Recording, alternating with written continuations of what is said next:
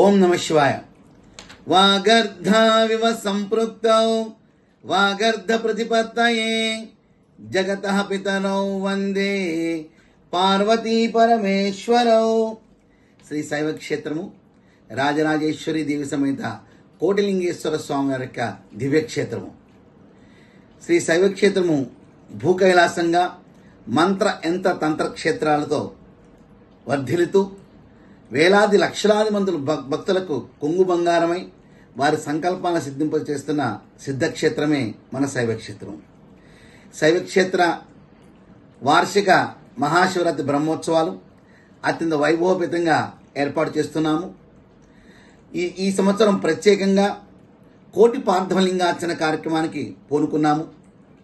ఈ పార్థవలింగార్చన 3 విధానాలతో ఈ నిర్ణయం తీసుకోవడం జరిగింది. మొట్టమొదటిది కలియుగంలో భానలింగము మరియు పార్థవలింగము విశేషమైన ఫలితాలు ఇస్తాయని చెప్పేసి మనకు తెలియవస్తుంది.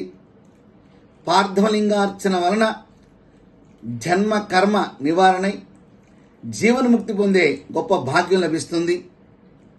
ఇక రెండవది, ఎలా అయితే ధర్మ పరిరక్షణ కోసం మనందరం కలిసి హైందవ శంకారావుని పిలిపించి అద్భుతంగా నిర్వహణ చేసుకున్నామో, మన అమరావతి రాజధాని కేంద్రంగా ఈ చుట్టుపక్కల ఉన్న కృష్ణా జిల్లా, ఎన్టీఆర్ జిల్లా, బాపట్ల జిల్లా, గుంటూరు జిల్లా, పల్నాడు జిల్లా, ఈ 5 జిల్లాల నుంచి కూడా సుమారుగా 500 బృందాలను తీసుకుని 10,000 మంది ఈ కోటి పార్థవలింగాలను తయారు చేస్తున్నారు.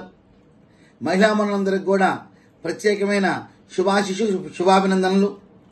వారెంతో ఉత్సాహంతో ఓం నమ శివాయ నామస్మరణతో ఆ మహాదేవుడు అనుగ్రహం పొందడానికి ఆ కోటి పార్థవలింగాలు చేస్తున్నారు. అవి ఇంకా ఎక్కువ వచ్చే అవకాశం కూడా కనపడుతున్నాయి. ఇలాగా సంఘటితంగా సమన్వయంగా ఒకే మాట, ఒకే బాట, ఒకే లక్ష్యముగా ఈ పార్థవలింగాలు తయారవుతున్నాయి. ఇది రెండో విషయం. ఇక మూడో విషయం, ఎలా అయితే అయోధ్యలో రామాలయ నిర్మాణాన్ని ప్రతిష్ఠ చేసుకున్నామో, మేము ప్రతి ఉండగా ఆ దివ్యమైన భవ్యమైన రామప్రతిష్ఠను మేము చూసాము, మేము పాల్గొన్నాము అని ఎంత ఆనందపడుతున్నామో, రేపు మహాశివరాత్రి 23వ తారీఖు నుంచి 27వ తారీఖు వరకు పాంచాన దీక్షగా ఈ ఫిబ్రవరి నెలలో జరుగుతుంది. 23వ తారీఖు నుంచి కూడా ఈ పార్థవలింగాలకి విశేషమైన అభిషేకార్చనలు జరుగుతాయి. 26వ తారీఖు మహాశివరాత్రి రోజున 6 జాముల్లో అర్చనలు జరిగి 27వ తారీఖు పొద్దున ఈ కోటి పార్థవలింగాల్ని పవిత్రమైన ఉత్తరవాహినిగా శైవక్షేత్రం ప్రవహిస్తున్న కృష్ణానదిలో నిమజ్జనం చేయబడతాయి. ఇక ఆ కృష్ణానది తీరానికి కోటి ఫలతీర్థము అనే నామకరణ చేయబోతున్నాం. మీ అందరి యొక్క ఆశీర్వాదంతో, మీ అందరి యొక్క సేవలతో ఈ సంకల్పాన్ని సిద్ధింపజేసుకుంటూ ఈ 3 విశేషమైన విషయాల ద్వారా కోటి పార్థవలింగార్చనకి శ్రీకారం చుట్టాం. కావున 50 మంది భక్తులు కూడా విచ్చేసి ఈ మహత్తరమైన కార్యక్రమంలో పాల్గొనండి. ఇంకొక విషయాన్ని గమనించండి. ప్రతి సంవత్సరం లాగానే ఈ సంవత్సరం కూడా ఆత్మలింగేశ్వర స్వామి దివ్య దర్శన భాగ్యాన్ని ఏర్పాటు చేస్తున్నాం.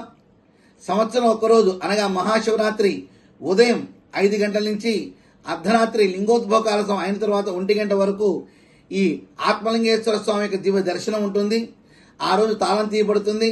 మళ్ళా తాళం వేస్తే సంవత్సరం తర్వాత మన దర్శనం ఉంటుంది. కాబట్టి భక్తులు విశేషంగా జరగబోతున్న ఈ కార్యక్రమాన్ని ఆత్మలింగేశ్వర దర్శన భాగ్యాన్ని పొంది మోక్షగాములుగా తరించవలసిందిగా శుభ ఆహ్వానం పలుకుతున్నాం. ఈ సంవత్సరం 1,00,000 మందికి అన్నప్రసాద వితరణ కార్యక్రమానికి మేము పూనుకున్నాం. శైవక్షేత్రంలో ప్రసాదాన్ని స్వీకరిస్తే ఆరోగ్యాలు సమకూరుతాయని భక్తుల విశ్వాసం.